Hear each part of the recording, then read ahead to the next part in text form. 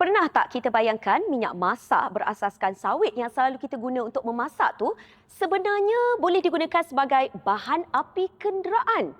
Mungkin ramai yang tak tahu ni. Ini adalah antara usaha yang dilaksanakan menerusi biodiesel B15 oleh Kementerian Perdagangan dan Komoditi di bawah pentadbiran Yang Berhormat Datuk Seri Dr. Nur Aini Ahmad.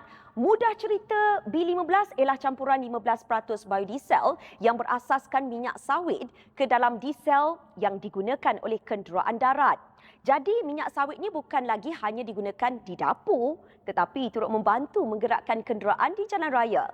Menariknya, langkah ini bukan sahaja meningkatkan penggunaan minyak sawit tempatan, malah membantu mengurangkan pelepasan karbon dan menjadikan penggunaan tenaga lebih mesra alam. Bila penggunaan sawit semakin meluas, lebih banyak peluang baru dapat diwujudkan untuk industri ini terus berkembang. Secara tidak langsung, ia juga memberi kesan yang baik kepada pekebun kecil kerana hasil sawit mereka ni mempunyai lebih banyak kegunaan. Bukan hanya untuk menghasilkan minyak masak.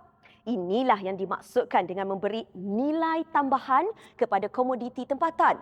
Daripada satu sumber, kita dapat menghasilkan pelbagai kegunaan yang memberi manfaat kepada industri, rakyat dan juga negara.